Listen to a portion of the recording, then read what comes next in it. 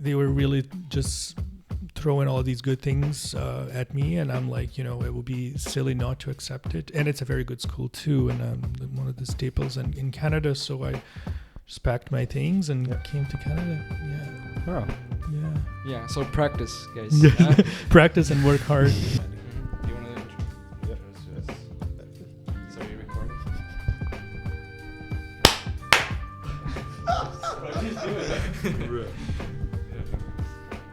Yeah, Dr. Sola, welcome. Thank you for joining us today. Thank you for having me. I appreciate it. Yeah, and you guys too. Welcome back. Yes. Welcome back. Third episode. Third official. Yeah, third official. Of Josh today steering the wheels. Yeah. Well, us all three together, we'll make it work. How it goes today. I hope I'm ready for this. I Yeah. didn't prepare, so. Well, us neither.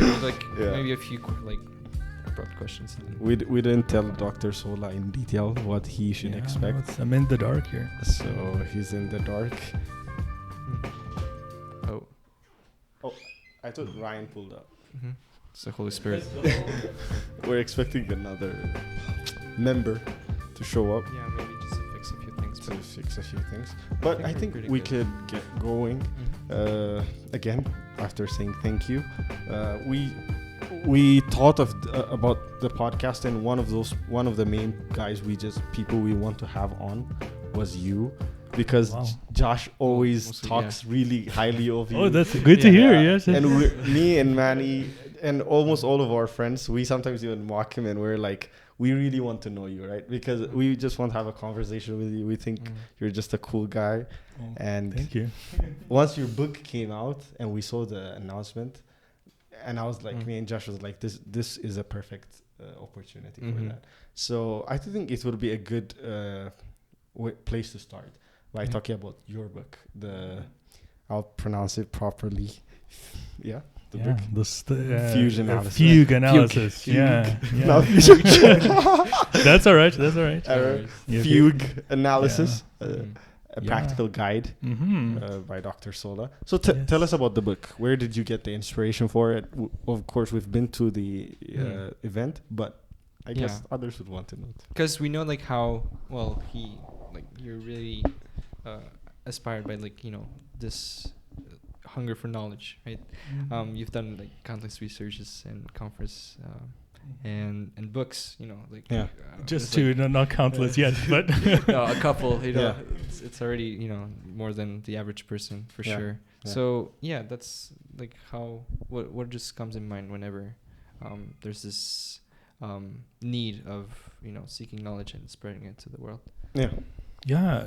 So I always liked fugues. They're quite complex compositional structures, and I was always fascinated about the way composers, especially Baroque composers, and Josh took a class on that with me, and you probably heard me talking about this more than you you would like to, but I'm very fascinated always about the craft that goes behind composing fugues. It's not like this lightning and inspiration that we think of composers in the classical era as having this inspiration and just sitting at the piano and just everything flows. But I think with fugue you really have to sit with with the themes and with melodic materials and harmonic materials and put them together and see if they work, if they don't work, and then work them out in different devices, inverting them, retrograding them, and doing all kinds of crazy things with the theme and seeing how it works together. So to me, this almost mathematical process of calculating how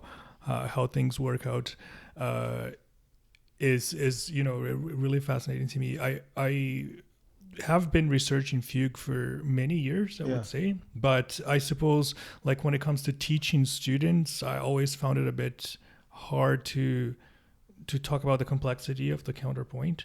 So one day during COVID, I was thinking about how mathematical linear functions and equations, they could be applicable to this type of melodic material, and how you can by making analogies to these mathematical this mathematical language would make it potentially easier for the students to grasp the material. It may sound a little bit more complex, to involve more mathematics into it, but I think on the contrary, it probably makes you visualize things a little bit clearer and better. Yeah, it did, by the way. So good.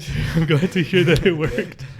I during COVID I started typing it on my phone. I was in bed one night and just thinking about these things, and opened my notes app and started typing and just made an outline, and then 2 years of working hard into bringing examples together and all of those things. And so you know how you had to write this book basically from scratch type of thing, right? You had to think about it, take a long process. These days we find it hard to find original ideas on things. Of course, you're standing on shoulders of people like Baroque, if I may say. I don't know him enough, that's correct. You're building on what is. But how do you keep original? Because this is your second book. I know that you had written a book in 2021. I was just researching you before. And when you write these books, or when you are in the circle of arts, how do you stay original and bring a new idea to the table while still building on what is? That's a great question. As artists, I feel like if you don't do something that you have in mind soon enough, someone else will. And then your idea will kind of like, you will feel a little bit like, someone beat me to this, and what do I do with this huge project that I have right now, right? And actually that happened to me. I was writing a children's book, and the other day, that's a project that has been in the back burner for a while in the drawer, and I went to Indigo Chapters the other day, and I was browsing through the books, and I basically found my book project published. Similar. And I'm like, what is going on? So how did this person steal my idea? But there are millions, billions of people, not billions of people working on children's books, but potentially millions of people working on, similar original ideas. And so if you don't get out there, someone will beat you to it. Yeah, for sure. But your question is, how do you stay original? I mean, one step of the process is to admit that might not be original, right? And it is really a question of privilege and position. Like the fact that I am, working as a professor right now allowed me to have the connections and the resources to do that. But I might not be able to do that, if I were not in that position. So I think, it's about enjoying the privilege you have to do things. At the same time as, staying true to what you want to do. I really wanted students to benefit from, potentially more smooth sort of, in the case of this book, learning process. Of the fugue, a process. So that's why I really went for it. There are other people talking about fugue in different ways, and they all can be complementary and sort of inform one another. In the same way. So I'm not the only guy talking about fugue. There are many other people talking about fugue, but I think this method is original in that sense. Wow. But great. I just want to show it to the camera here. Peter Lang, very, very prestigious publishing house, if that's what it's called. But we still don't know the price, but that details can be just put later on the video. You could go on Amazon, and you could go online and find the book. If you're into music, please buy the book. Or if you're not, it's be inspired. Also support, please. Support. Just support. Support Peter Launch. Exactly, because only 10% of the costs actually come to me. So. After I heard that, I kind of came back, and I went on Google and try to understand the process. I was like, whoa. I thought the writers usually benefit a lot, but middlemen happen to do a lot of things. I'm being really tempted to become a middleman. What do you say? From a business perspective, it makes more sense. So in my case, I do have a job that supports me to do that kind of thing. So I'm not depending on the income from that. others, like, if you write Harry Potter or, The Lord of the Rings, and, even after you die, your family's still earning. Reaping the benefits. Because millions of copies are being sold, right? But if you want to make a living out of a book like this, it wouldn't be quite possible. It's very niche, So it's more to really, as Josh put in the beginning, like to spread the knowledge and to contribute to literature on that topic rather than to make money out of that. On the topic of money, I know that you came from a family of 2 civil engineers, as you mentioned. I don't know when, but I heard you mention that. Mm-hmm. So I'm just assuming, coming from that type of background where your parents had to work really hard to become civil engineers, and you probably were raised in a way where they're working so hard to make money, because that's the root. How does somebody who is raised up in a civil engineer household decide to pursue a career in music? That I don't think music, unless you're a superstar, is a place for music, for money, but a passion, knowledge. You've been talking about, doing things out of passion, even if you don't benefit as much from it. You're doing it because it's something you believe is going to help somebody. It's going to be a legacy. So how does this happen? How did you get into music? Well, my mom always used to say that, whatever you decide to do, first it will be hard if you want to succeed. Yeah. And there's a place for you, for sure. She used to say to me, whatever you choose to do, there will be a place for you. You just got to work hard. And I believe that at the time. Now I understand that, it really depends on privilege and access as well, right? That's a very neoliberal idea that, you just have to work hard and to be passionate about what you want to do and you will succeed. That's not the story of so many people, right? Who end up not being able to make a career out of, the arts especially. So, I am grateful to God and obviously to my parents' support. They were always very supportive. They are, both civil engineers. Mom is retired, dad is retiring now. So they have a lifetime, a career of working with engineering.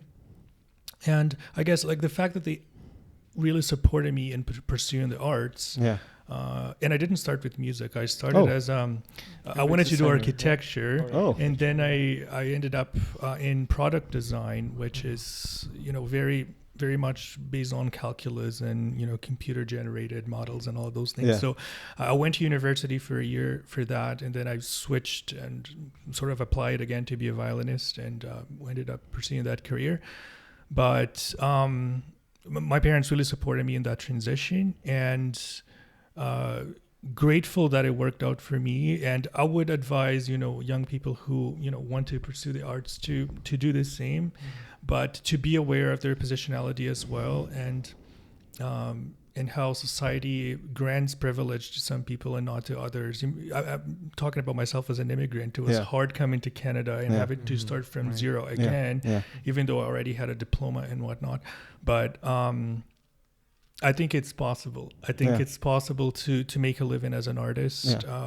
Just takes a little bit of awareness of privilege as much as hard work and the right connections. And Wow. Yeah. No, because I do relate into the immigration part, where it's like, taking a musical career as a, very underdeveloped country is like, it's not very, the first choice into, sustaining a family, or eventually, just paying for stuff that, your parents, and it's just how like supportive of our parents to say, like, just to keep on going with whatever path we have, even though, maybe in South America, it's not the right situation, or like the path to money, right? Because money is always a big priority. And it's just so like, this vision of like going past that and just going with the passion, which I really do respect, by the way. But just going back to South America, I just want to just touch on your childhood, and just knowing how music was just around you. Was it always, some sort of dream that you had, or just was it I started and then eventually it just came to fruition? What was it like just growing up in South America? Yeah, I think Brazilian culture is very musical, which is true of most cultures. Music has a central position in every culture, but I guess Brazilians are always really involved with music in a way or another. And I guess the church, the musical culture in the Adventist church in Brazil is very strong too. Like we have like the universities with groups that are always recording, doing music and, releasing new albums and whatnot. And I was always very much in touch with that through the church. And I guess a combination of the culture and specifically within the Adventist church, what the scenario was like. So my peers played instruments and we had like orchestra and bands and praise teams in church. So I was always very encouraged to participate and always had a lot of outlets and opportunities to participate. Do so. What was your first instrument? I started with piano. And I remember I didn't practice at all, and my mom would be like nagging at me every day to practice, and I would come to every single lesson. I would learn things by ear, and it would just come very easily to me, but I didn't want to read the music, and I was very young at the time. I don't even remember how young. 8? 8, yeah. Did I just say 8? Yes, I think that's around the time I started, yes. And at some point I didn't want to play piano anymore. I wanted to play violin, and then my parents put me in violin but took me out of piano. And then I started playing piano and studying piano more, but not violin.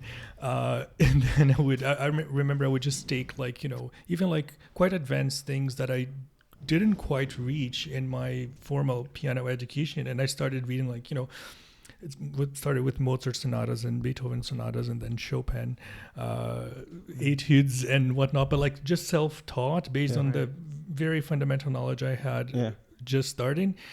And then I started being passionate about violin too, and then violin and piano were my thing, but I carried out with just violin lessons until I reached university, and then I started doing both at the university. I kind of minored in piano. I see. And organ performance at the time. What about things outside music? Growing up in Brazil, you told us you grew up in Brazil. What were the things? What are the things you remember fondly, like growing up in your area? Is it the food? Is it a certain place you hanged out at, or is it the school? How was your upbringing? I guess one thing that ties me to my friends is a Nintendo 64.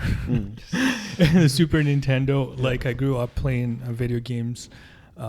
Even my dad would sit down with me and play Super Mario. He would be Luigi, I'd be Super Mario, and we would try to beat the games and on the Super Nintendo. And my friends, the neighborhood and everybody, we got together and just played video games.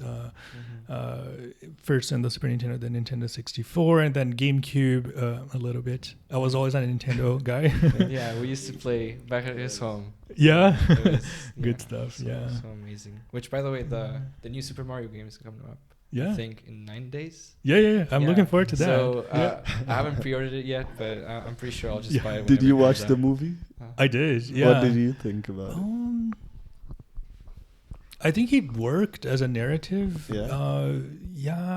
For people who know the franchise well, know the games, but you connect with the themes, right? You understand the jokes, the inside jokes, the little things that other people might.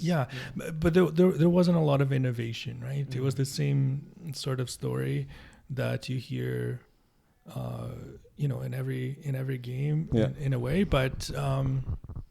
It was very nostalgic, I think. I enjoyed it pretty, as well. It was really good. It's good. Although it's like you said, there's lots of references and innuendos that some of the more knowledgeable people can relate to. But I still enjoyed it as a movie. The visuals were really nice, and the music too. It's the animation is great, and the music is very nostalgic too. So, you mentioned Europe, where you played both violin and piano and also organ, which you did study in Hague, Den Haag, Den Haag, which is in Netherlands. Yes. For how many years again? What was it? I was there for 3 years. It was a 4-year bachelor's degree, but I condensed my last 2 years into one. and I did my junior recital and senior recital in 1 year, which was kind of crazy. But it was, definitely one of the highlights of my life. Living in Europe as a young man, and like just having to figure things out by myself. And I did a lot of traveling on my own, like just backpacked and. For the weekend, I remember this one time I went to Paris in this dinky bus. Just took my little backpack and went. I stayed in hostels and all those things. So it was a lot of fun, a lot of growing. Like I grew up in a very sheltered SDA home, and I'm very grateful for the love of Jesus that my parents instilled in me. But I think it was very much, as I said, sheltered to just like what the world looks like, outside.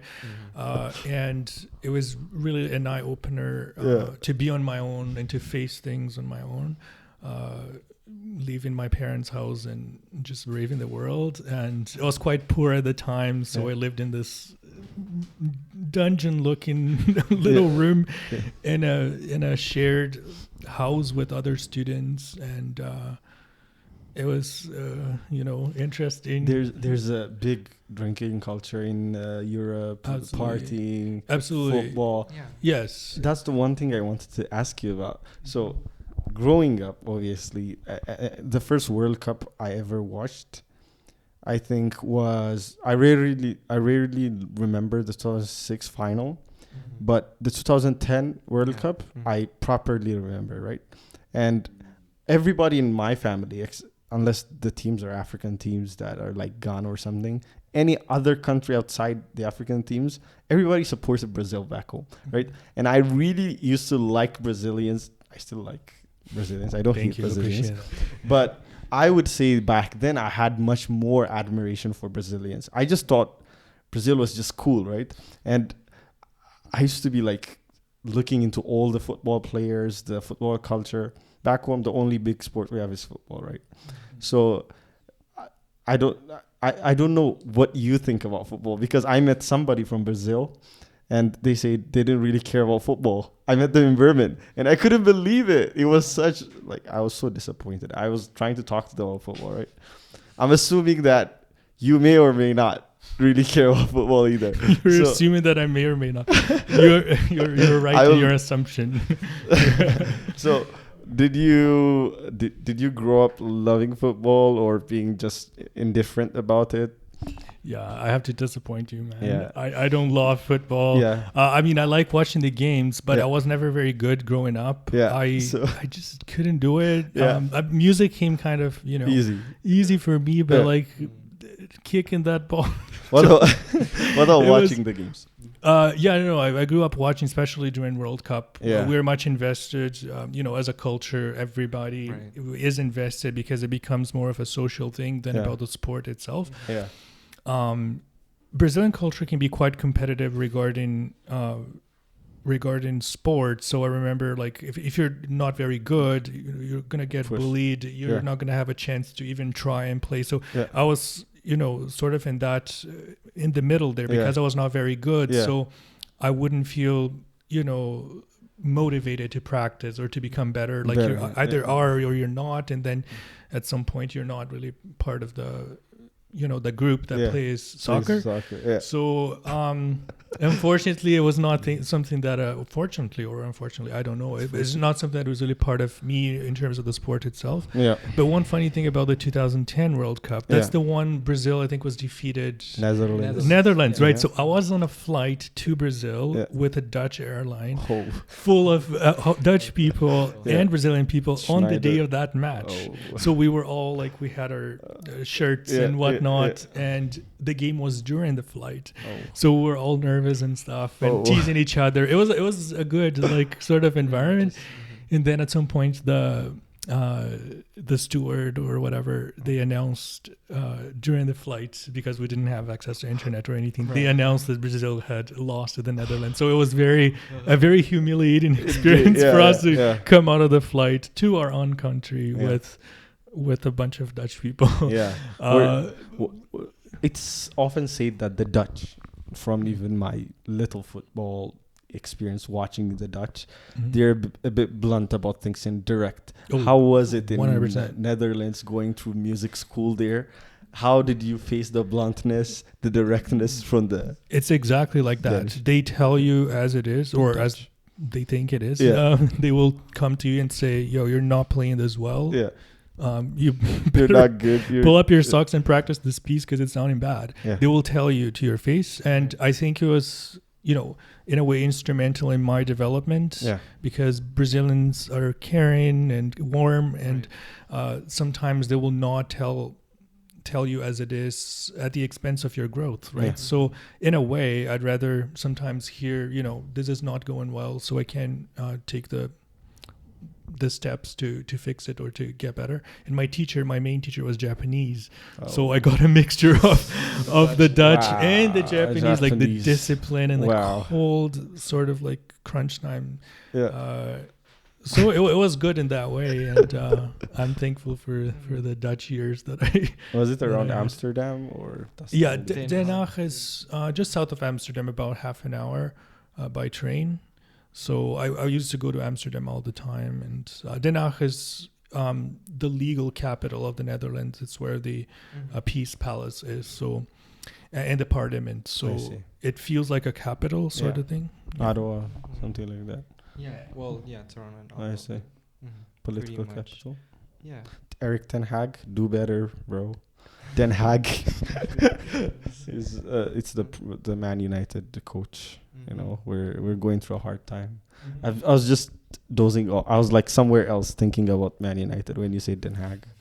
Yeah, it's pretty sad. But so in general, once you finish studying there, I think you come back, start teaching in Canada. Is it what happened? I came to Canada as a grad student, so I finished my bachelor's in the Netherlands, and I applied to a few different master's programs in Europe and here, and I got into all of them at the time, which was great, and I felt really confident. But I had to make a decision, to leave what was kind of more comfortable, starting to get more comfortable with at the time, and come to a completely different place. I'd never been to Canada before, but they gave me a full ride at the University of Toronto here, and they gave me also a TA position, teaching history, which is what I wanted to do and what I was studying. Music history or history? Music history, yeah.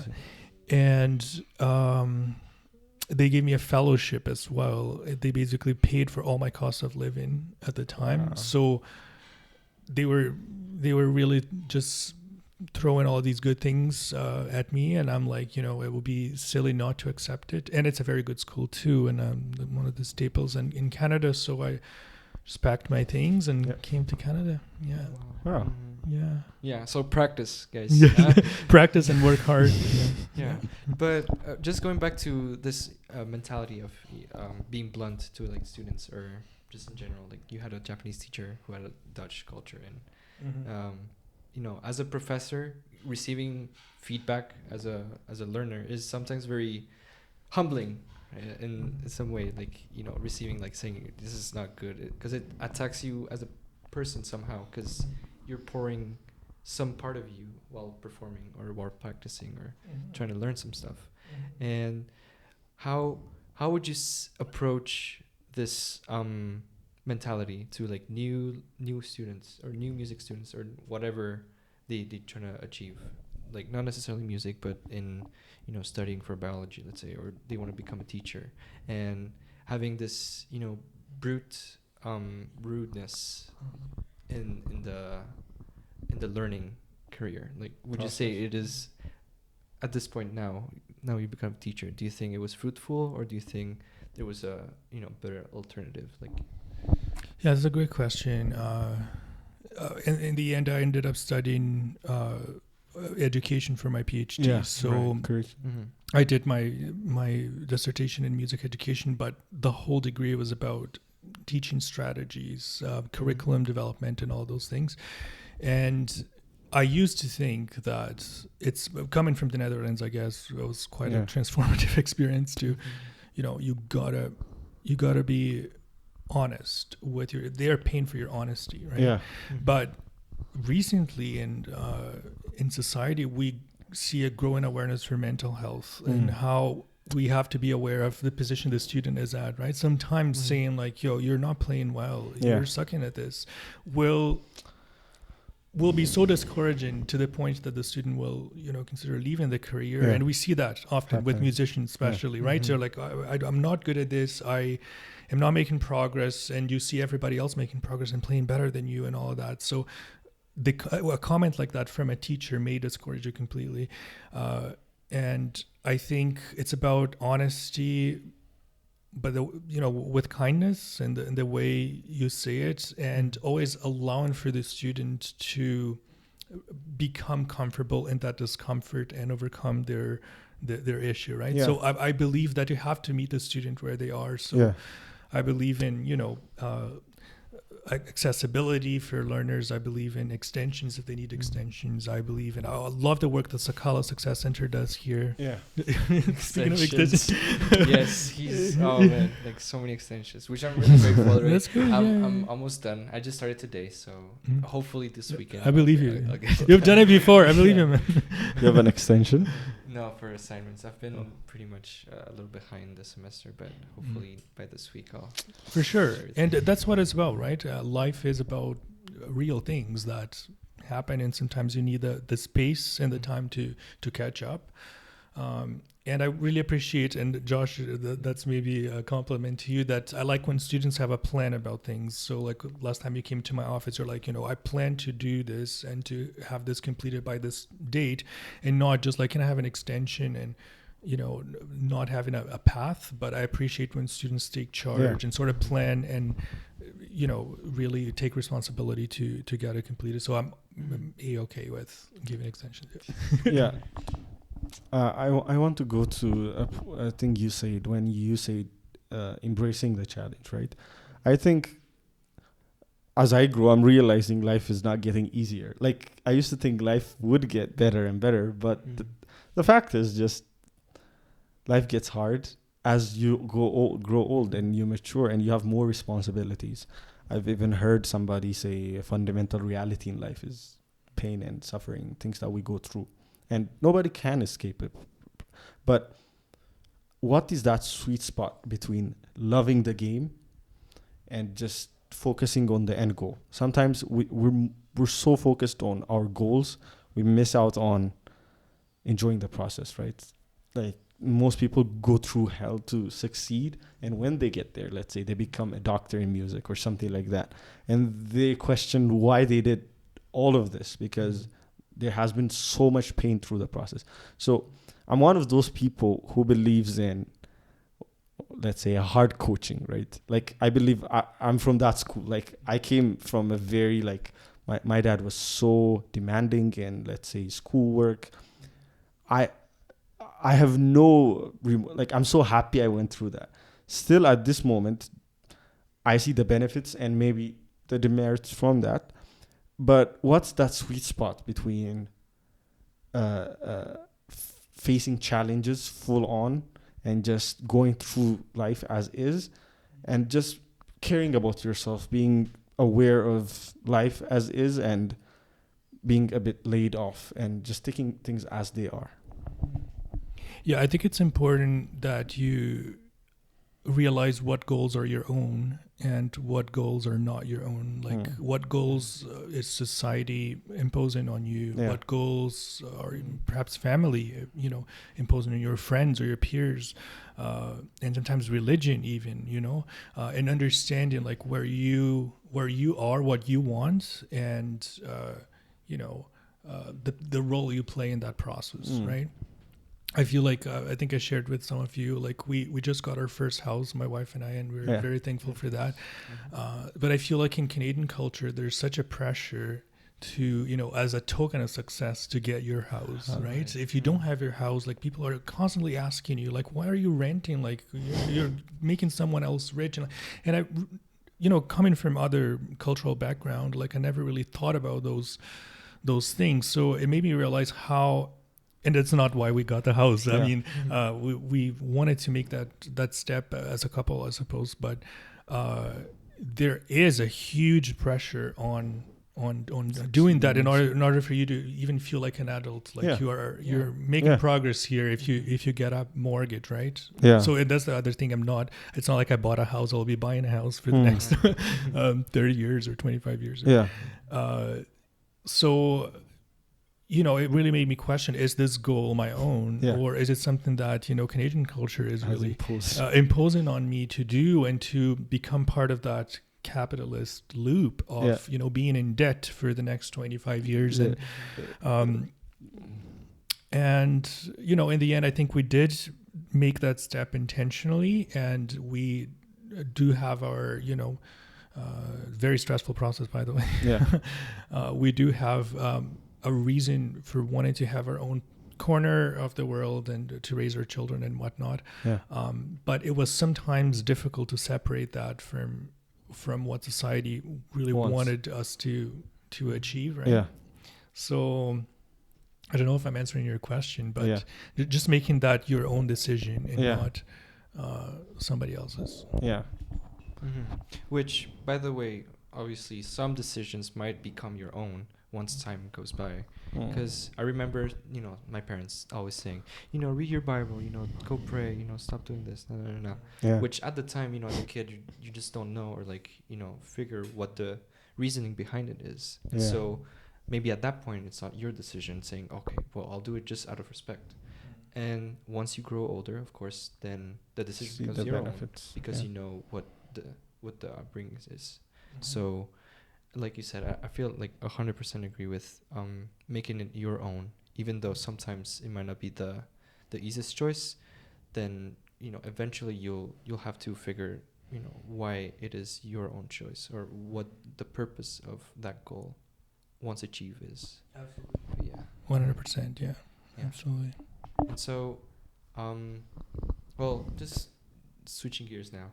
You mentioned Nintendo. And which, of course, I grew up with a Nintendo Entertainment System, not the 64, which is the very old one, which, by the way, my sister broke it. I don't know if you remember.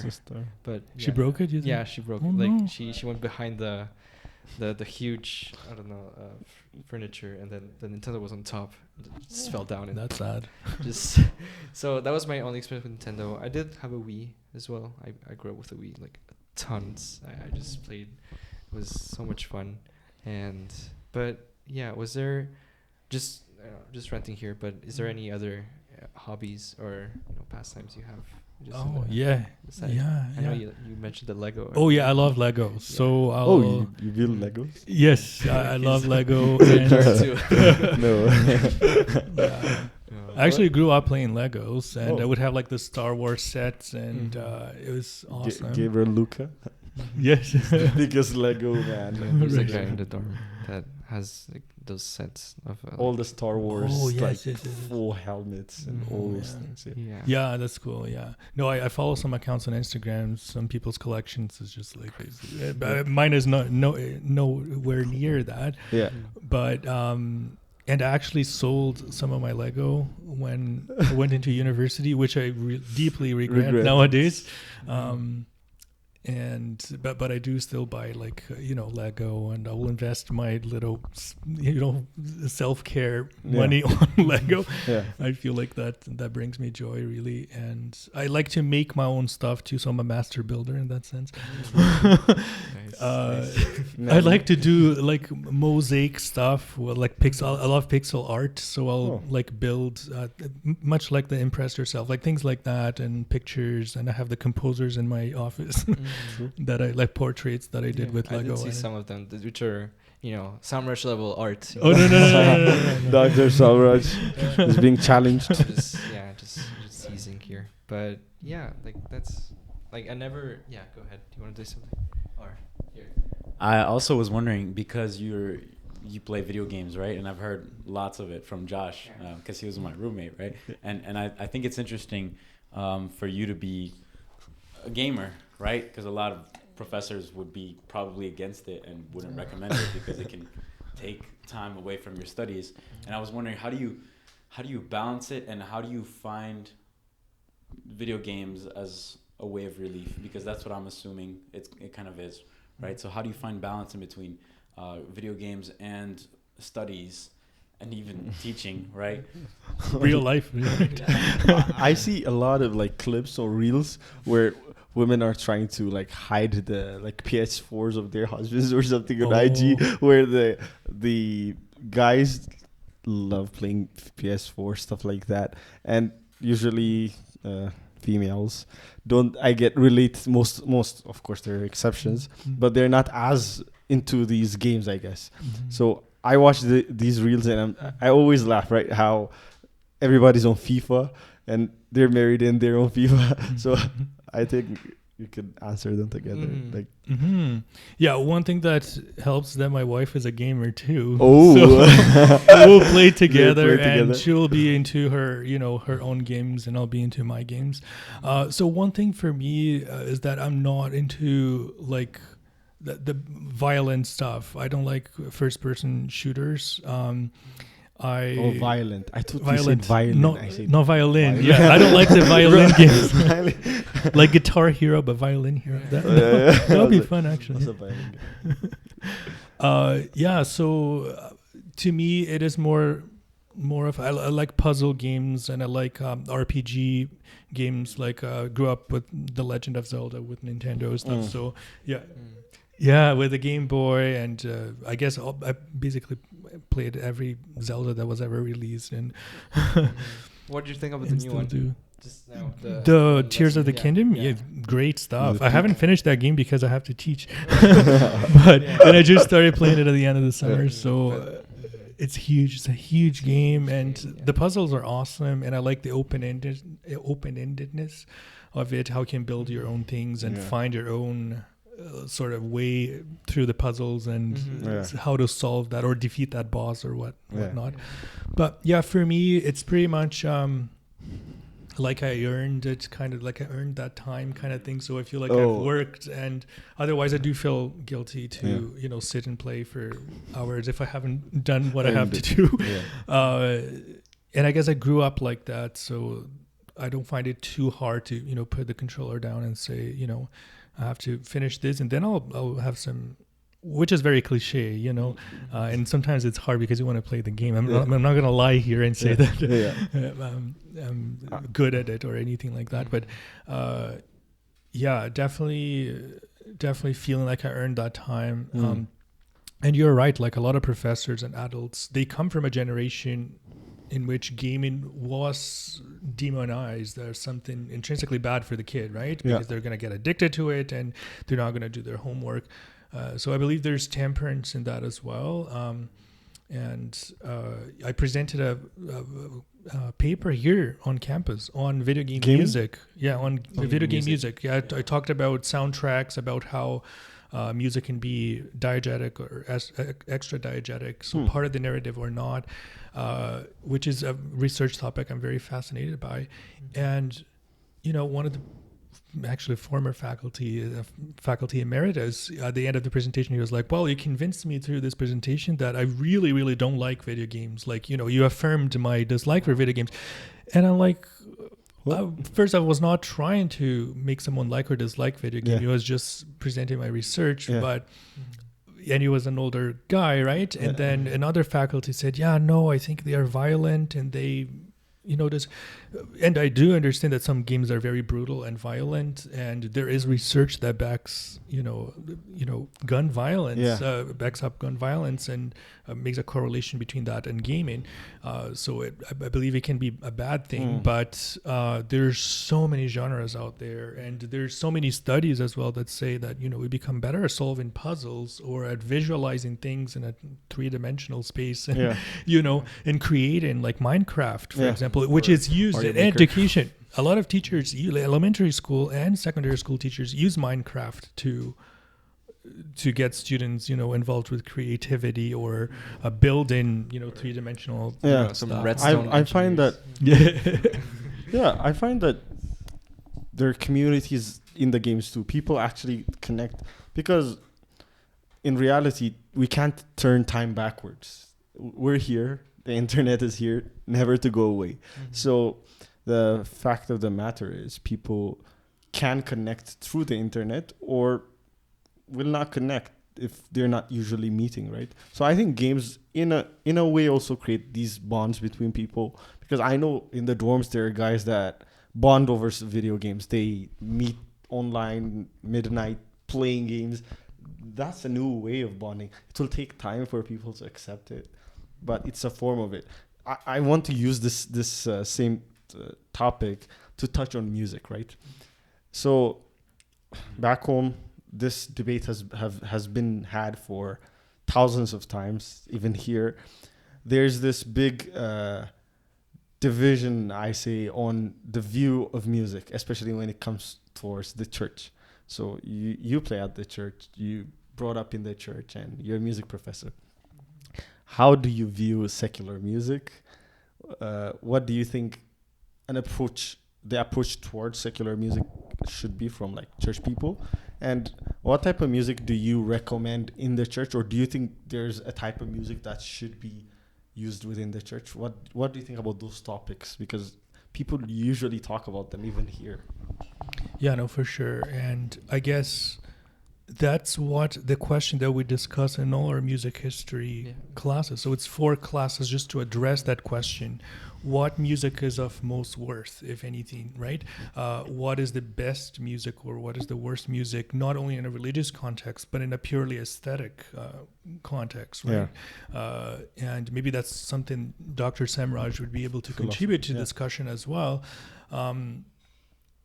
My personal perspective nowadays is that music it works as a language of signs, right? It is made of cues and symbols and signs through lyrics and through pure sounds, right? Instrumental sounds that don't have any words attached to them. It communicates some sort of message to the listener, right? Yeah. But because it is not, and I'm talking about music that does not have lyrics, pure sounds, because they're not as well structured as verbal linguistics, like language itself is. I don't think music can communicate bad or good things in itself very well. It's not a very effective language, right? Maybe in some cultures, music has developed to a point in which it can be a common code between people in a more objective way. But otherwise, a collection of sounds does not tell one much, right? Unless that becomes a common code between us for whatever reason. One, we're in Canada, we're in Western society, right? So those sounds are familiar to us and they might carry a message. That may be sometimes contrary to religion or to the church or whatnot, right? So in that context, maybe it would be wise to, especially when you're dealing with different church members who have different positions about music and whatnot, you have to be sensitive to culture, right? But sometimes you try to, if I took like the music that I think is the most beautiful and the most appropriate to praise God to an indigenous tribe in the middle of South America and the Amazon, who have very little to no contact with Western society, right? To them, that sound might be, first of all, not beautiful. It might be very convoluted and hard to hear or would not say anything to them. Or it might be pleasing. But I think it's hard for it to communicate God necessarily through pure sounds, unless in their language, in their local actual verbal linguistic language, you're talking about God and godly things. So I think it definitely depends on whether there is verbal linguistic cues attached to musical sounds. I see. And what the cultural context is. And Josh knows that from my classes that I think music cannot communicate objective ideas. Period. I see. And that's a discussion that has been going on for centuries. And we never really answered in our classes as well. We just talked about it's an open-ended. And we talked about worship too, right? And also like during just in history, like we did talk about how the people were trying to make music, in a way more objective to like get the message and like making those connections with the audience or with the composers or performers and whatnot. But like you said, of course, like there's no, just purely with sound, there's no like any attachment to any sort of idea or praise to who or what? I think the only, I wouldn't say counter argument, but the only understanding that other people would have to this type of answer is an example that Ellen G. White states with, let's say, rock music or jazz music, if you're familiar with it. I don't have the proper quotation, but it just comes to my mind where I was asking Josh this past week, or Josh, somebody brought it up. Somebody asked me, hey, do you think Christian rap is appropriate? Was it you, Manny? Yeah, Manny was asking me, I think. And I thought about it for a minute, and I said, when you say rap, what do you think about? Like, where does it take you immediately? That was where I was asking you from. What do you think about styles? Beside lyrics. Okay, lyrics, I think, have a clear message. If you read the lyrics, unless there's, of course, back home, there are hidden messages in lyrics, so that could happen too. But if we give it the benefit of the doubt, a clear lyrics sends a direct message. But beyond lyrics, I think Ellen G. White deduces that styles or flow of music can affect some emotion, and that emotion could lead to an ungodly, which I definitely don't think is, frankly, I don't think it makes sense in a way, because, again, where I come from, we have a totally different style of music. Whether you use jazz or rock, that might not hit, or the nicest sounds might not work. But what's your understanding of that particular argument for this case I just made? That's a great question. And actually, Ellen White doesn't mention rock or jazz specifically because those were developing genres in her time. Okay. Right? Jazz coming from early 1900s, and rock and roll as we know it with Elvis Presley and the 60s and 70s, much associated with the sexual revolution and the Woodstock and everything. So she's not addressing jazz or rock specifically. What addresses rock and jazz specifically is the church manual. And I do take issue with that because I think, the Adventist church coming from a very white, male-centered, patriarchal, obviously, society and a positionality, it excludes music that would not be demonized otherwise, right? So, especially in the case of jazz and blues, they are the music of black people, of non-white populations that were ostracized and demonized for colonial reasons, right? And I think there's a problem with that, right? So, I wish in the church, I wish they had consulted musicologists and an ethnomusicologist before they made those statements in the church manual, because they are very excluding of the culture, the music of cultures and populations that are not of a Western tradition, right? If you take the music of Bach, for example, it has way more syncopation and beat deviations and metrical dissonances and all of that than any jazz music. Like the music of Bach is drenched with dissonance and syncopation, right? But it's done in a Western way. So in that sense, we don't really feel it. We don't really know about it, right? But then jazz is bad because it has dissonances and it has a beat and syncopations and all that. And there have been people in the church, which is another complicated issue, I think, who have claimed a scientific basis for how music, like rock music and jazz music, affect the brain negatively. And there are they are not scholars. They are very much conservative SDA individuals, and I admire them for speaking their truth, but a lot of it is scientifically unfounded. And there are scholars in the church today, and I just had a conversation with a professor from Andrews University who was here on campus doing a seminary on worship, I believe, for the theology majors, I believe, Dr. David Williams. And we presented at a conference together a couple of years ago, and that's a conversation we had at the cafeteria. We had lunch together.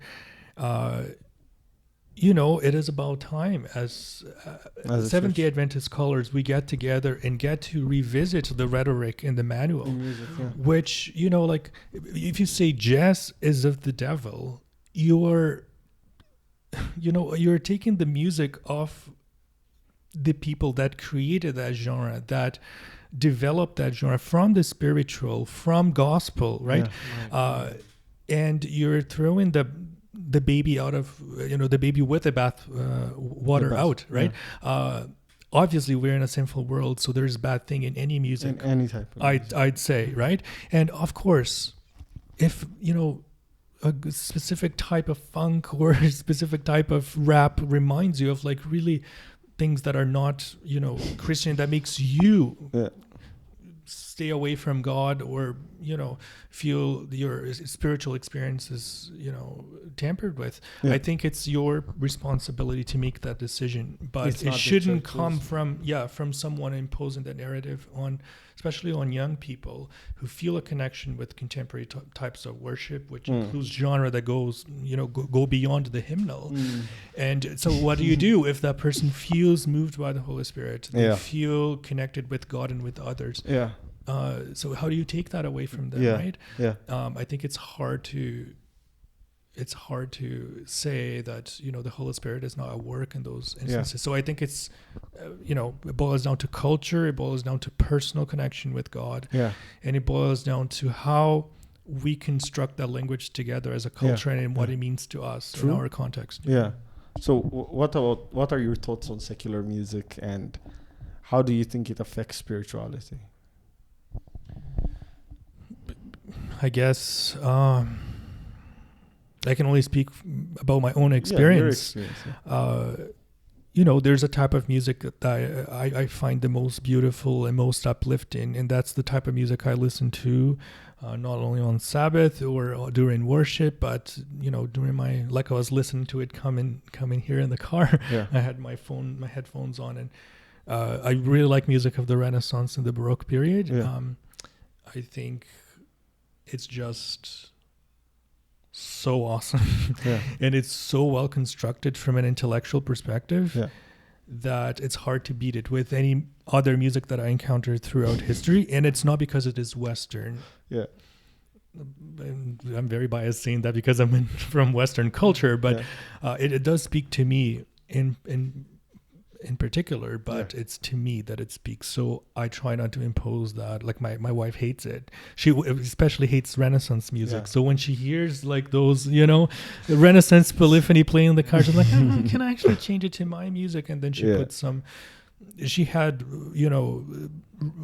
I don't know if I'm referring to that song specifically correctly. It was rap. I believe it was rap, Christian rap on Sabbath, and the lyrics were awesome. And they were talking about great things. So we're both jiving in the car. It was not my go-to, right? But we have to have that kindness when you come together, especially in a culturally diverse context like Burman University, right? We can't say this is better, this is worse. And I heard people say that, to me, like condemning this type of music, and I'm like, brother, you can't do that. I see. This is not, it's not your decision, and it's not your, it's not even your responsibility to discuss that, right? I see. Right. Wow. That was a big chunk of answers and questions. But just staying in music, of course, for obvious reasons. I wanted to talk about music in the film industry or like video games, right? Like you mentioned earlier. Is there any, studio, I'm just really hinting it out here, that you really enjoy the music or the production or just the craft behind it? Is there any preferences? Yeah, film scores is really something I like. I think music has such an important role and that's another connection to that idea of music as a common code, right? Because sometimes there are these TikTok videos that do like snippets of movies without the soundtrack, and like Star Wars without soundtrack, and then it just sounds so dry empty, and awkward. And then there's nothing to fill that space, right? So obviously we grow up watching movies and with Hollywood and specific listening to those lush orchestrations and soundtracks. So definitely for me it makes sense, and I love film scores. I really like John Williams. That's a big composer. Hans Zimmer. I was gonna mention him and ask you about him. Hans Zimmer is almost like a pupil of John Williams. So a lot of his music is, draws upon the same sort of progressions. And I think film music can become a little bit cliche sometimes and kind of the same, right? Repetitive. And not very innovative. Yeah. But I like that both these composers, especially John Williams, I think is very versatile, and he goes beyond the normal sometimes and composes things that are very edgy and avant-garde. I do like games soundtrack as well. I love the soundtracks in the Zelda franchise and even the Mario franchise. It's great. Yeah. What's that movie with Matthew McConaughey? Interstellar. What do you think about that? Great stuff. Yeah, really good. What do you think is the best movie score? Ooh, it's hard. That's a really hard question. I never thought about it from the top of your head. Some you can mention some. Not one. I like the music in the Lord of the Rings. A little cliche sometimes, drawing upon the Celtic traditions and whatnot, which is it's an English mythology, right? So it does make sense to draw upon the Celtic and the Nordic mythology and folk music, folk repertoire, and I think the composer does that very well. I like Lord of the Rings. I think one of the main reasons I got into movies was first watching Mission Impossible 3 and the soundtrack. Like the score, I just loved it, right? And I would just be walking and I'd just be humming it, right? And there was this guy back home that played it on the guitar. So I'd beg him every time I'd go and be like, he played the Mission Impossible music, You're talking about music being a common language. And there's this thing I always think about. I was talking to it with Sarah Wallace. Sarah Wallace? Yes, I was talking to her about this because she was like my teacher at when I was in Scholars, right? And we're talking about this idea of the way there being. I was talking to Josh about this. I was telling him, I just believe that the best musician would understand the best, let's say, war general than the average or the lazy musician would understand the best musician. Because I just feel as though most things in nature, in life, should make sense. Just like your music has to have a mathematical component to it. Who would think, like maybe years back, I would never think music could be described with math, right? Most things in life, I tend to believe that make sense in a way. So things that we don't think have mathematical aspects have those things. In music, you find, just like in war you find art. In science, you find fiction or something like that. So what's your understanding of this music being a language of all the world? Because before the world was globalized and connected, people lived way far from each other, right? People in Africa had their own ways. So all these people had their own musical styles.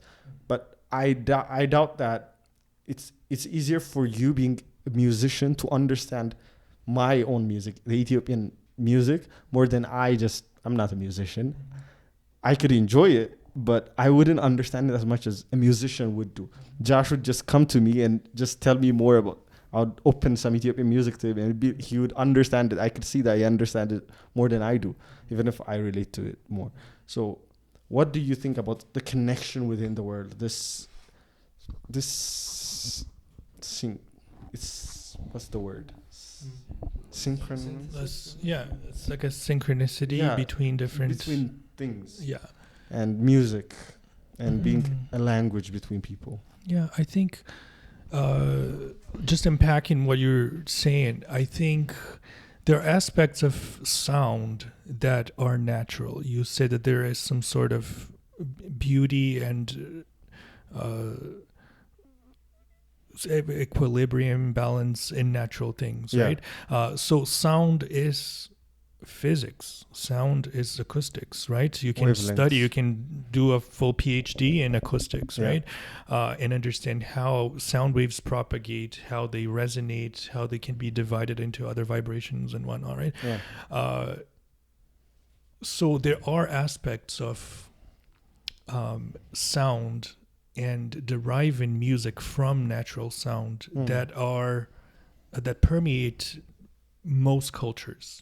Like you can say that octaves, fifths, and fourths, which are very much easily derived from a fundamental sound, they are part of.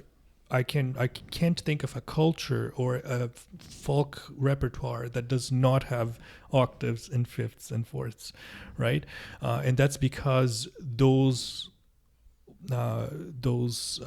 intervals are derived from a basic fundamental sound. If you take a drone sound, you can actually hear the octave, the fifth, the third, and even the seventh up to a major chord.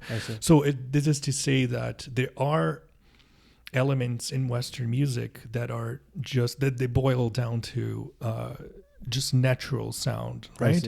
If you that's where it streams. Get a car humming very loud, like a cat purring. Like sometimes I listen to my cat, like I put my ear against my cat, and he purrs a very loud B, low B. And I can hear the octave, the fifth, the third. So I hear a B major chord on my cat. My cat is singing a B major chord. Not only a note, but you can actually hear the sympathetic vibrations, right?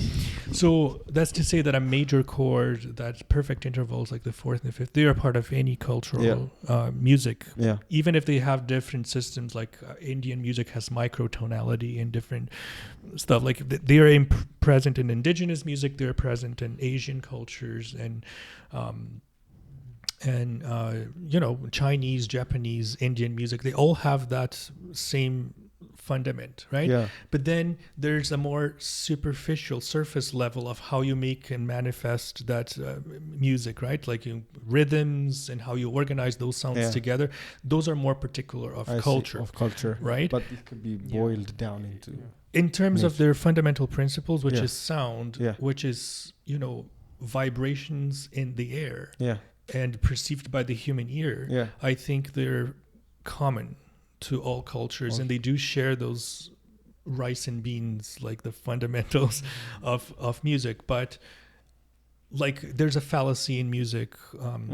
There's this very romantic and idealist saying and out there. It says music is a universal language. I would argue that music is the least universal of languages, right? Why is because you need to understand the rhythms of your culture, Ethiopian music, as you said, or the rhythms of my culture, or indigenous, like there are ethnomusicological recordings of tribes in the middle of nowhere, of their sound. It doesn't make any sense to us Western individuals because we organized sounds in a completely different way, right? So meter, rhythms, juxtaposition of sounds harmonically and melodically, they might not make so much sense cross-culturally. And they might be super ugly for me, but for the indigenous tribe that is very much pristine and isolated and enjoying their own culture, that would make sense for them, right? So I think there are these two aspects, the natural aspect to it. And you will find fifths and octaves within Indian, indigenous, African, Brazilian, North American music, but you'll not find the more superficial synchronicity between cultures. I think one of the themes of whatever I was mumbling is in Taoism, if one claims there's only one way, that's the wrong way, because there are many ways too. So I think in talking about this, when we were talking to you, planning to talk to you, Josh was thinking about asking you this question about using your ear, right? Like, oh yeah. Well, I was gonna bring it up, just like with the cat, right? Yeah. There's perfect pitch out there that it's considered a gift, or just you have synesthesia, right? So we just want to just enlighten us about it, because it's a really not known condition, or like I know you did some research about it, and which we're truly grateful for, but for the people out there that don't have no idea, and like how do you play it in music or just in the world, just what is it? Can I add a dumber question little to it, which is, how do you deal with bad music as a musician, being that you study music as your profession for time and you listen to music? When you listen to people who take some music that's prestigious and mess it up on a performative aspect, or even singing, or any aspect of music, how is life being a musician in that aspect too? Right. There are different questions. Maybe I'll address yours, and I can do it quicker, I think. So I mean, I do have. We all have to have some element of kindness, because I mess things up too. As a professional musician, I will mess up chords sometimes, or I'll get distracted and miss a note, or even on the violin, the improbability of making a good sound is just huge. It's they don't have frets. 1 millimeter that you slip, you're absolutely out of tune, and that's. So it's a very ungrateful instrument in that sense. So we have to be kind to each other, but, sometimes depending on how much they're deviating from the intonation and standards, it is hard to listen to music. And I guess that is fortunate and unfortunate in a way, because you become so picky, and you don't enjoy things. Critical, you only enjoy when it's done in a particular way. And especially, like, I studied historical performance, so if I hear like a Baroque piece played with modern instruments with modern tuning, I find the intonation issues like very disturbing. So I can't really even listen to a professional orchestra playing Vivaldi concerto, even if they're playing it well. In my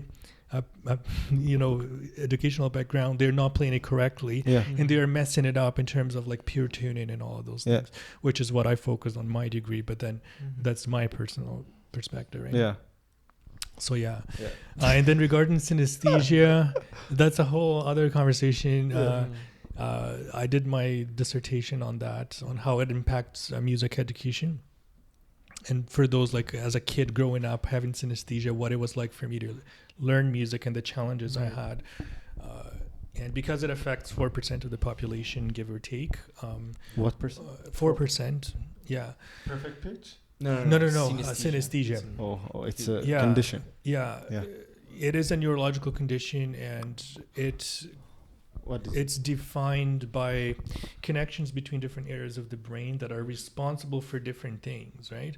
And usually when brain develops, and you guys can do some more research on that in terms of neuroscience and neurology, the different areas of the brain become more specialized as a child grows, right? But in synesthetes and people with synesthesia, these pathways, they are not pruned, they are not cut as much, and they're not these areas are not so much segregated as they are in a normal adult's brain, right? So these connections can remain part of their brain physiology, right? Throughout adulthood, right? And it's not only involving areas responsible for music or language or color and things like that, but they can be between any areas of the brain responsible for, organization or planning. But because we are sensorial beings, usually one is aware of their synesthesia because we perceive the world around us through the senses, right? So it is common that people with synesthesia will mention that, they see colors for letters that they see on a page, even if the letters are not colored, right? They are black and on a white page, but they will see, like, quite literally see the color because those areas of the brain are attached. So I have several types of synesthesia. One of them is grapheme to color synesthesia. So when I see the letter A, regardless of its color, it is a yellow letter for me, right?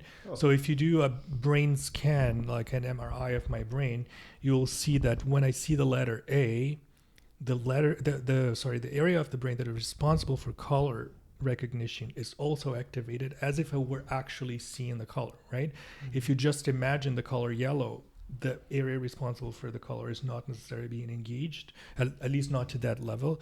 But when you see the color, it is activated, right? So when I see the letter A, my yellow recognition is vibrating there as if I'm seeing a yellow object, right? Mm-hmm.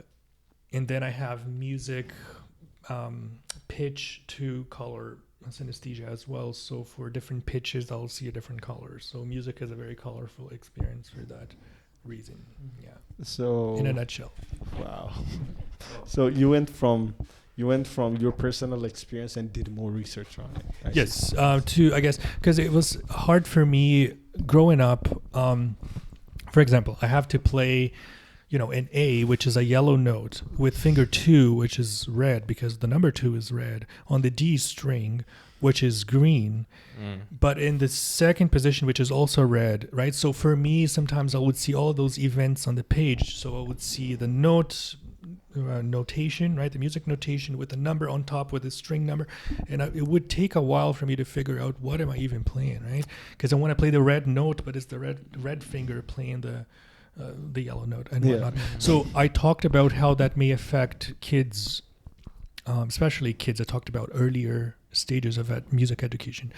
Right. So how that can affect them negatively and how teachers can be aware of the condition and eliminate sensory overload and information on the page so that they can learn those concepts separately and master them, which I had to do eventually, but it took a little bit longer for me. Yeah. Wow, I did not have any idea about this. So glad I know a little bit more about this particular topic. So you mentioned like your other sensory parts being affected by something that shouldn't like affect it, right? The regular human being, right?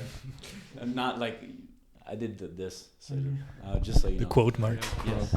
But one thing, because this is a topic of mine that I really enjoy, is it so much visual or is it more related to emotion? Because I know colors convey lots of emotions, right? So is it more in a visual way, or is it more of an emotional way, or is it like kind of like a vibe, Because it's really interesting to me, so I want to know a little bit more. Absolutely, that's a good question, and there's a ton of different scientific articles and books on synesthesia that talk about the different modes of synesthesia. So mine are, and it's a particularity of my brain. Yeah. It's usually visual to visual or concept to visual. So usually my concurrent sensation, which is the secondary sensation that I have, it will be of a visual nature, usually color, except pain. I see brightness for pain, for different types of pain.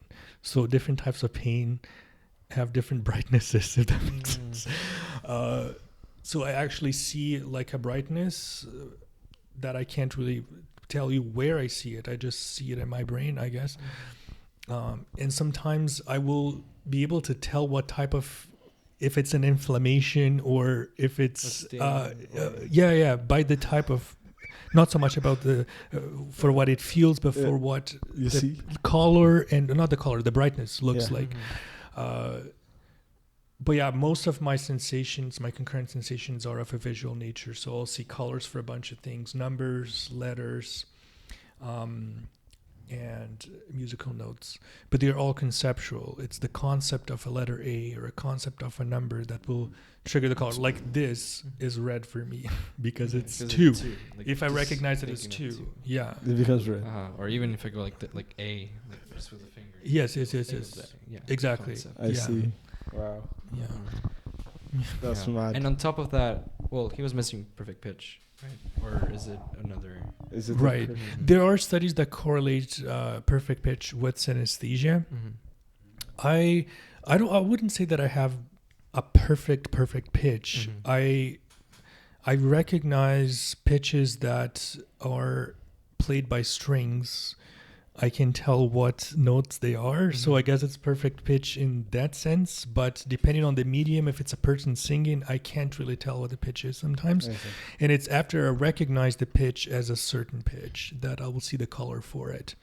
So if someone is singing in church and I can't really tell what the key is, my brain will default to a key, if that makes sense. And I'll see the colors for that key unless I am told otherwise, or I can figure out what the key actually is, and then we'll take the actual colors, and there's nothing I can do to change them. But so that's to say that my synesthesia is very much conceptual. It's not the sound necessarily that elicits the color or the shape of the letter A, but the concept of A or the concept of D flat that elicit the color for me. I'm assuming that because you've had this from when you were a child, it's become automatic, and now I can't remember when it happened. It's just happened. Yeah, A was not yellow. In fact, I find it weird that other people don't think the letter A is yellow. Like my sister, who also has synesthesia, because synesthesia has a genetic component, and we found out that we had synesthesia without having a name for it, because one day we were talking on dinner table, and my sister was like, number 2 is green or whatever, and I'm like, what are you talking about? Like, number 2 is obviously red, and everybody knows that. And she's like, of course not, it's green. And my parents were like, what are these kids talking about? But her letters and numbers, and she also has her musical pitches, they're different from mine. I see. So we just have the same condition, but not the same associations necessarily. Are there some life lessons that you have taken from music, or you would say, what are some life lessons that everyone can extrapolate from music? But quickly before that, can you trick your brain? Just a question. Can you trick your brain? Like, let's say you have the same key, right? D flat or C sharp. Because they're different letters, can you trick your brain into seeing different colors, or is it just a pitch also? It's really hard with enharmonics. Especially with when a key has heavy number of flats or sharps, like D flat, C sharp, or F sharp major and G flat major, because sometimes my brain wants to default to that key being yellow or beige, like light beige, if it's a C sharp, but it's deep green because it's a D flat in that context, and my brain is wanting to go that way. So that was one of the issues I had growing up with enharmonics, just feeling confident to play in G flat major and not messing the notes up. Now it's fine, but it was a struggle. No, just asking, because it's such a what I can relate to most is how people can say, oh, well, what I grew up with, science is green, or math is red, just with the color book you use in the class, right? Arbitrary. And so there's huge debate saying, no, math is blue, it's always blue, or math is red. No, math is red for me. That's for sure. I think this is Josh's form of relating to you. Yeah, well, that's how I can put it in some people explaining how people can see, because that's their concept of it. Yes, right? We're all multisensory beings, so we make association between colors and other things, right? And non-colored concepts or signals, and it will throw us off if the color is not right or something like that, right? The difference with synesthesia is that you never made that association or learned that association. Your brain kind of just defaults to that at some point at a very early age, and it will bother me. I'm looking at yourself there, the O is not the color it's supposed to be, the U, so it bothers me in my soul to some extent, but I have to have kindness towards the letters and the colors that they have there, which I think we should show beyond my experience. They didn't mean to be like that, and that's their color, right? Yeah. We should, I think, put it there here. Yeah. So what would be the ideal color scheme of the impress yourself? So you had to rebuild this in Legos. Right. So white for the Y, beige for the O. U is a purple, but much deeper purple, like wine, sort of dark red sort of thing. R is like a brown, rusty brown. So maybe it does approach Just a little bit to it. that. And then the S is sort of beige as well. E is definitely blue. L is orangey, like light orange. And F is green. Yeah. What? Yeah. But yeah, wow. No, it's a cool concept. Yeah. And the fact that you did your dissertation On synesthesia? on it, yeah. It's Why? it just conveys That's everything so cool. together. But yeah, go ahead. What was your No, my question was, what are some performer tips, or like in music, you've been in music, what are the things that you learned in your musical journey, or even like as a teacher, as a performer, that apply to real life and to people like us, you know? Look at you guys are asking all the meaningful questions. It's a really good question. Like, and I actually I have a bunch of private students that I teach, beside the work I do at Burman University. There are community members that will, pay me privately to teach them. And there's this young fellow, in his late teens, I think it's 16 or 17, and he hates the violin. All of a sudden, he doesn't want to play the violin anymore. And then one lesson, man, let's sit down and just talk about it, and tell me, why don't you like the violin anymore? He's like, no, my mom just makes me practice, and I hate the classical repertoire. He's playing like a Vivaldi concerto. It's like, I don't want to play this. It's like, it's so much work, and I don't feel connected with the music, And I'm like, is there a music that you prefer, that you like to play? It's like, yeah, I love folk repertoire and playing fiddle music. And, I was trying to talk to him about ways for him to find his passion for violin again in the repertoire that he likes, and try to convince his parents that maybe having classical, because I don't teach fiddle, I teach classical violin. Even though I play some fiddle myself, I'm not qualified to teach folk music. So can you look for a teacher who does that kind of thing, right? And one of the things that, in response to your question, one of the things that we talked about in that lesson was, okay, why do you feel so bad about, having to quit the violin, and why are you still here? It's like, well, because my parents made me come here, and they invested, 10 years of money monthly for me to learn the violin, and now I'm giving it up. And then I asked him, are there any things that you learned throughout these 10 years that are not music related and that you can apply to your life, right? And any skills that you gained that are not playing the Vivaldi concerto notes on time and in tune, but that can be applicable to other areas of life. Yeah. And the young fellas started numbering like things, working together with other people, and being empathetic. Like when you're playing a duet with someone, you have to adjust to their intonation, to their tempo, and the friendships that he made with his peers, and the discipline that goes into practicing and studying. Definitely that's one of them. That's one of the because just quickly interrupt.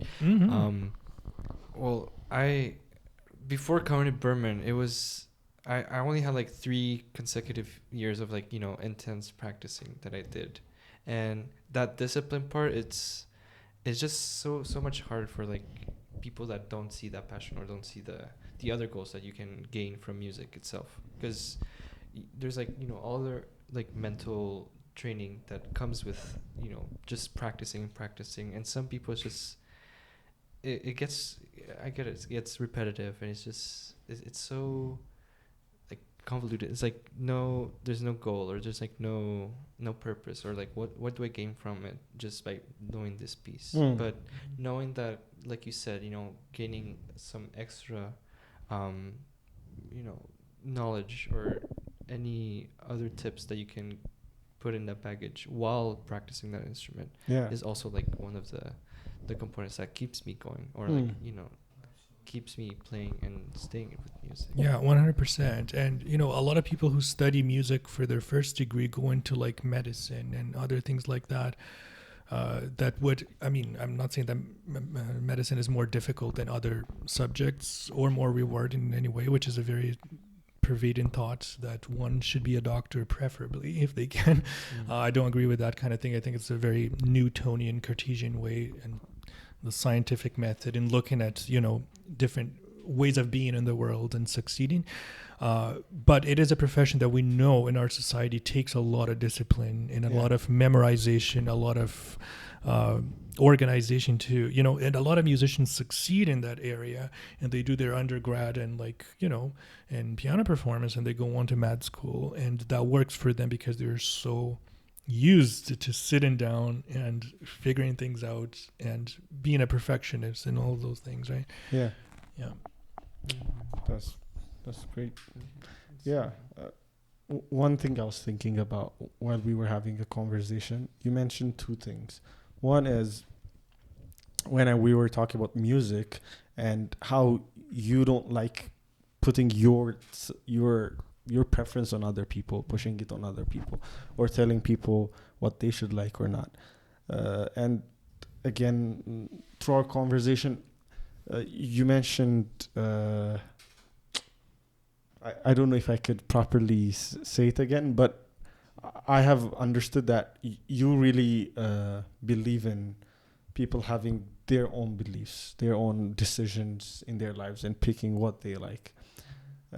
We were talking about the truth. So you were talking about the concept of what is that you have in your mind that you personally subjectively experience, right? You see the A, you conceptualize the A, so you see a different color.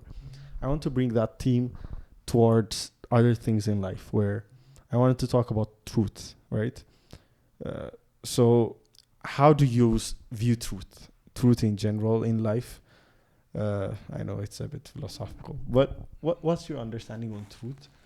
Because the church as an institution claims to have truth through the Bible, which is Jesus being the truth. Many figures around the world claim to have truths. And do you even believe there's an actual objective truth to things? Does it even matter that there's an objective truth? Or is it just what really matters is how people perceive the truth in their lives, and does subjective matter way over objective truth? Yeah, it's one of the cool questions, right? The big questions. So my answer will probably be similar to the one I gave regarding music. I'm very post-structuralist in the way I see things. Structuralist and post-structuralist, which, what are those? Dabbles into postmodernism, and that's something that the church usually just shuns right away when they hear postmodernism, but as someone who studies, a lot, I find it that I have to admit that I tend to have a post-structuralist outlook towards the idea of whether there is or not an ultimate truth or an ultimate reality, and what it looks like, especially for us as Christians, right? So post-structuralism would assert that, structuralism would assert, and it comes before post-structuralism in the 20th century. It says that if there is truth, it is unattainable through language. So our ways of naming the world around us, our ways of communicating, they are not strong enough to carry truth or reveal truth in a substantial enough way, right? So in a way, truth is unattainable through language, right? And that is a problem, I think, when it comes to biblical narrative, because the Bible is a collection of words that have been written. And I'm not talking necessarily at this moment, because this is a long discussion, but I'm not talking about inspiration or not. I'm just talking about the fact that it is language that is crystallized, right? It's put on paper or papyrus or pigskin, whatever it was, and transmitted through ages, right? And it has been translated, retranslated again from another translation that was already a translation, right? So the amount of meaning and potential meaning that language has lost or has changed throughout the years is statistically quite substantial.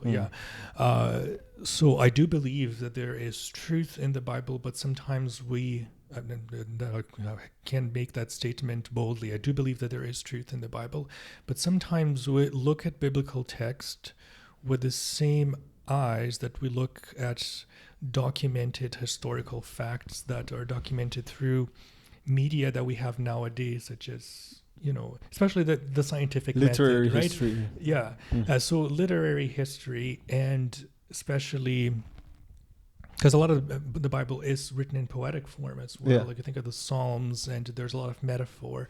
So we tend to look at historical texts with the same lenses that we look at World War II history. And the documentation of World War II, right? Which is very much based on the Cartesian Newtonian scientific method. What is right, what is wrong is wrong. So this is truth, this is false, right? So if this is false, there must be a truth. And that's the truth, right? When it comes to the Bible, I think approaching literature and poetic, especially like in the Psalms and Proverbs, and even like Job, like a lot of Job is poetry, right? And it's allegory and all of that. So we tend to look at that, especially in Seventh-day Adventism. Not so much more recently, you see more pastors talking about this thickness of meaning that there is in the Bible that we haven't heard about before in the past. And you only do that, you can only achieve that when you look at the Bible as potentially having more meaning than just the literal, right? It's not supposed to be read like that. I don't think. I think there are portions of the Bible that might be more literally or historically written and can benefit from a more literal interpretation, but not all of it. And sometimes I think as a denomination, we've made decisions in the past based on a literal interpretation of texts that are written poetically. So I don't know if I'm answering your question regarding truth, because as Adventists, we are always seeking truth, right? And I believe that it is God's intent that we discover truth. But I believe it is more complicated than we think. And that's why it's important to read and reread the Bible and reread, right? Otherwise, if it's like just a manual, like people say the Bible is my manual, you read the manual once, you know how the thing works and you're done, right? You know how your TV works, your wash machine works, and that's it, right? I share this idea in the sense that I do believe the value of the Bible is more of in the effect it has in people's lives than the literary things that we could prove about the historic times. I'm not saying it's not historically accurate. That's a whole other discussion. But approaching the Bible as though you're approaching a manual or reading a scientific book does more demerit than merit. And as you said, that's why it has layers to it, and it through different times could be approached differently. And that's why I have grown to, I really come from a very conservative background. Conservative meaning like the whole Ethiopian church culture, it's so conservative. My South Americans like that. So I have grown in sympathy for other Christian denominations, which are anti-Christ back home and hate Christ, and all the other denominations are going to go to hell and all those tough things, I tend to have more sympathy for those who are seeking truth, because it's a constant pursuit, right? That's why I wanted to ask you that question, because I read that you're more of in that route, and I just wanted to see your understanding in that sense. But I want you to say more. If I cut you, sorry, I cut you. Oh no, I agree with you. And to me, as you said, it's more about the process.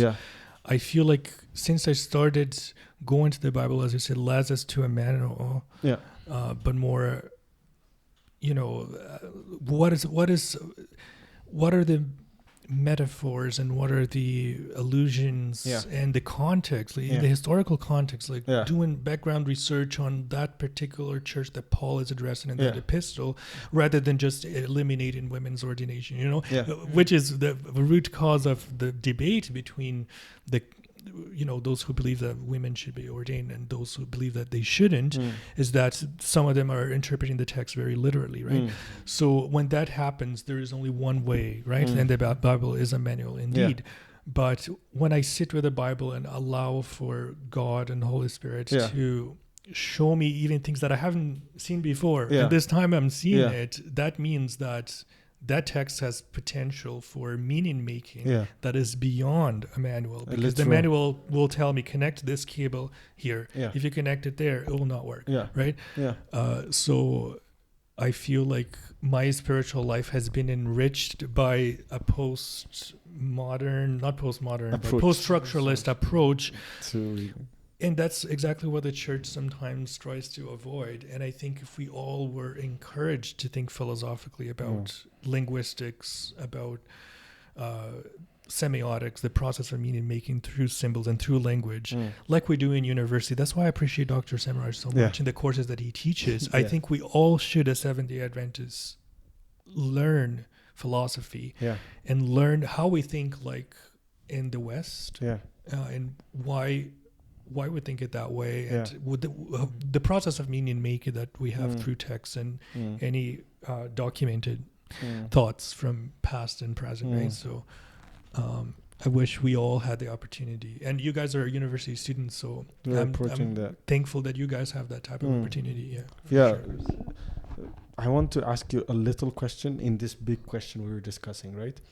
So someone could ask this question, because we talked about truth. I do still believe that the Bible is a living truth. That's why it should affect me today differently than it did yesterday. If I'm reading the text, that's the thought in which I agree with you. But in that same route, many say that the church doesn't stand. If the church doesn't stand for something, it doesn't stand for anything. And there's so much compromise from the church towards things that are considered worldly, right? So how do you view that, to conclude this? I think,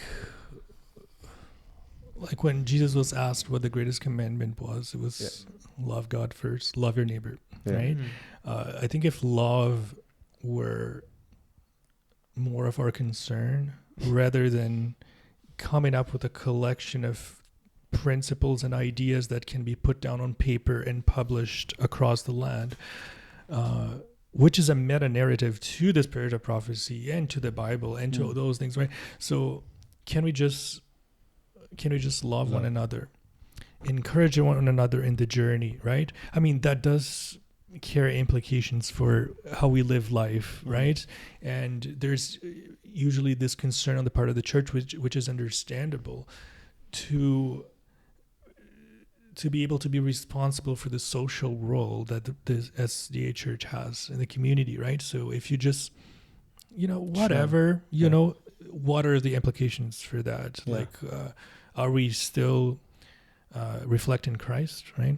But I think in doing that, we forget to do the main thing, which is love. So I think if love is the first thing, if love is the fundament, like the natural principle that we're talking about, right? And music, if it's the acoustics, is that fundamental note, I think the resonances will come. Things will fall into place.